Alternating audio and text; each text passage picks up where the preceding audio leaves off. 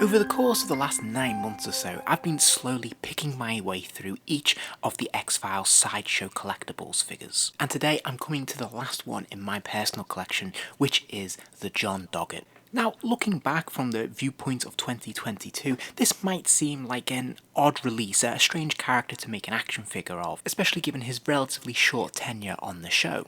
However, we have to cast our minds back to the early 2000s when these figures were being produced, and at this time, John Doggett was essentially a replacement for Fox Mulder. And the future of the X-Files was uncertain at this time, and it seemed more likely that the franchise would rest in John Doggett's hands more so than Fox Mulder. However, obviously with the ability of hindsight, we can see that things changed a great deal in the intervening years, and of course, David Duchovny came round to really embracing the Mulder role once again. And somewhat ironically, it would be Robert Patrick who would reject any opportunities to return to the franchise. But all that being said, I'm personally very pleased they managed to get a John Doggett figure out on the market, since this character played a significant, albeit brief, role in 2 seasons of the show. And I would have liked this line to have expanded more and include more characters actually, and it would have been very nice to have had a Monica Rios to fill out this lineup as well. So as ever, let's start off by taking a look at the packaging. Well, we have seen this packaging before replicated on the other figures. The only key difference here, of course, that we do have Robert Patrick's portrait in the top left corner there, which looks pretty cool. I have to say I'm a big fan of this packaging, probably one of the best of all the Sideshow figures I've got in my collection. I really like the branding of that glowing green X there. I love that still from the opening montage of the X-Files title sequence, and all in all, it just really captures the spirit and energy of the show. Meanwhile, the side panel continues that branding, that theme, and those colours, which looks fantastic, and then we have an image of the figure fully on display there, which looks really good, especially if you stack this up with your other figures in this line, and put them on the shelf. It looks very presentable. And then on the reverse, we have another image of the figure and a fairly lengthy bio about the character. And of course, at the very bottom there, we see the other figures available in this series. And of course, when we open up that front fold, that gatefold flap there, we have a little bit of information about the X-Files. We have some fantastic imagery behind that text. And of course, on the right-hand side, we have that wonderful window display showing the figure and all his various accessories. Now, the first thing to note about this standard release figure is, of course, he is in his tactical gear. This is actually quite welcome because it really breaks up the monotony of lots of guys in suits that really make up this action figure line. So this feels a lot more dynamic and a lot more visually arresting. Now, for those who've seen my other X-Files Sideshow videos, you'll know that I often think that the head sculpts can be very hit and miss in this series.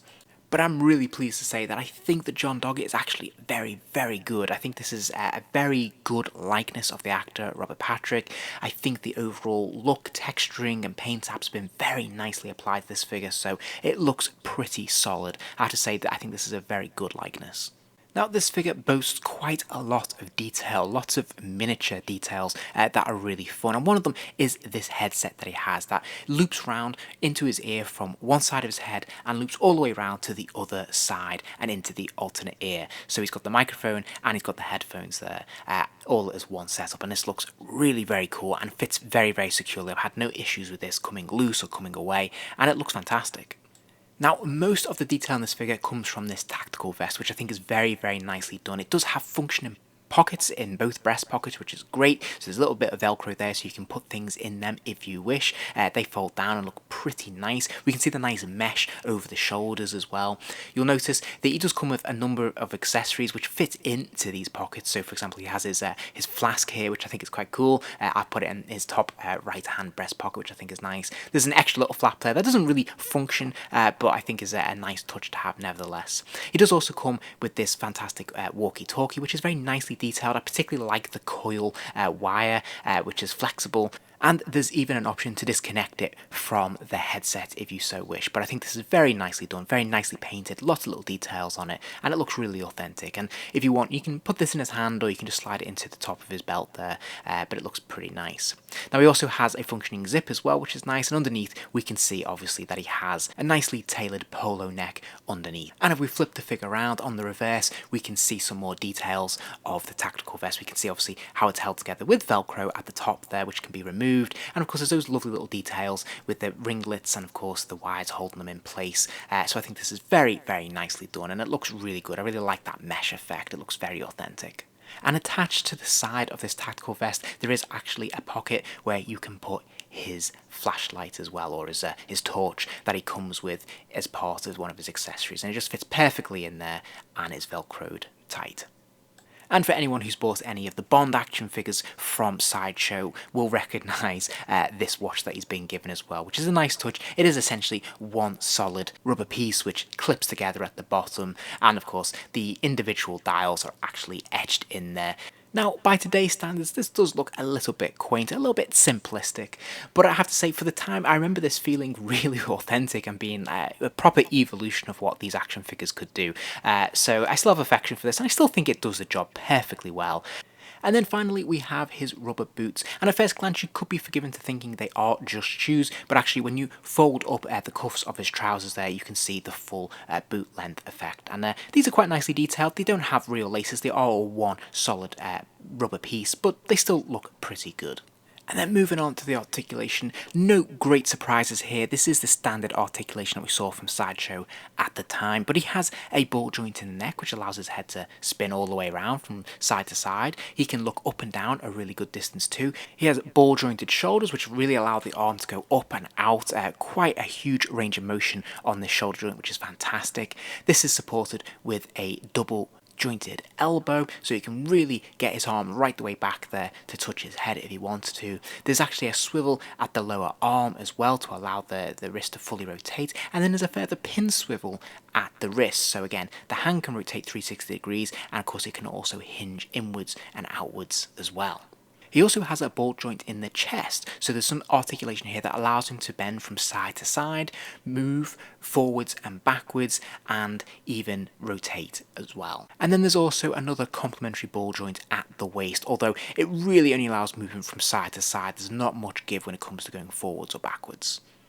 He's got hinge at the hips, so the legs kick out all the way to the side there, they kick all the way forwards, and they kick all the way backwards. And again, there is a double jointed knee, so the legs can really kick right the way back there, which is fantastic. And there is another pin swivel at the ankle, so the foot can rotate right the way around, and it can technically hinge forwards and backwards as well, but because of the shape of the rubber boot, that's not really going to happen. Now, he does come loaded down with a ton of extras. We've already seen that he has his watch, his torch, and of course his flask, but he also comes with his X-Files stand, a pistol, and my personal favourite, this automatic machine gun. As ever, Sideshow done a really nice job sculpting his pistol. It actually has a number of different textures going on, especially on the grip and then of course on the barrel of the gun. One of the things I always love about Sideshow is the removable clip, and of course there's multiple different colours going on here, and we can see the bullet in the top of the chamber as well. And then we have this very cool looking submachine gun as well. I really like the strap on it, that it's stretchy, that it is looped there. It can go over the shoulder if you want. I really like that functionality. The overall sculpt of it is a little bit bland. It is all just moulded in that one plastic black. There is no extra real texturing or colour paint apps applied to this. But again, it does have that removable clip with the bullet in the top of the chamber, which is pretty cool. And as you'd expect from Sideshow, he can hold all of his various accessories pretty well. He does have those hands which are fairly flexible but quite a hard rubber, and they generally accommodate most accessories. They have a pretty strong grip all in all. However, I should point out that his right hand really has been specifically moulded for the submachine gun. It's a slightly wider grip, the trigger finger is slightly wider out there, so that when you put the pistol in his hand, it doesn't quite loop through the trigger nice and easily. It just rests sort of just on it. It doesn't quite loop through. It doesn't quite look right 100%. It doesn't look like he's properly gripping the gun. But when you place the submachine gun into it, it fits like a glove, and his hand really neatly rests on the trigger there, and this looks really solid. The only problem this time, though, is that the left hand doesn't really look like it wants to really grip the barrel that well, so it doesn't look like it's really very authentically being held, so it's kind of just resting on his fingers there, and I don't want to force the fingers open and run the risk of them being snapped off. Now, before we wrap up today, I should point out they actually did release a variant. This is a special release of John Doggett, and this is in his more standard X-Files outfit that you'd expect. So this is basically essentially same same figure, same head sculpt, but in a suit. And what was really nice about this figure is I actually came with a trench coat as well, which is something that was missing on some of the other figures, but they did do special releases of them in. And I really like this coat. I sadly don't own any of them, so it would have been very nice to get my hands on this. I think this is a very attractive, well-made coat from what I can see, judging from various photographs. I think this is quite a nice looking figure. His accessories are a little bit different, but we have seen them before with the Mulder and Scully. It's his FBI badge. Obviously he's got his torch, he's got his gun, and he has his cell phone as well. But all in all, from what I can tell, this looks like a very nice figure, and I would like to track this down at some point to have that more uniform look, I suppose, with the collection on the shelf. Although, as I said, I do really like having this tactical version of John Doggett, which is definitely more distinctive and more interesting in the collection. So then, in terms of final thoughts, I have to say I think this is an excellent figure. I think it's a really welcome addition to the X-Files line that we got from Sideshow. I think overall this line was very hit and miss with certain things that went a little bit wrong. For me, the Mulder is a huge disappointment. This didn't quite work. I thought the Scully was very, very good, and there's been other highlights as well. I really particularly liked, obviously, the Frank Black figure. But I have to say, I think possibly John Doggett might be one of the most successful. The likeness is very good, the head sculpt is excellent. I think the overall visual interest of the character is really nice. It's quite rich, it's quite textured, got a lot of detail going on in his tactical vest, and I think he comes with some really, really fun accessories as well. So all in all, I think this figure is a triumph. If you enjoyed this video, please do give it a like, and remember to subscribe as there'll be plenty more videos soon.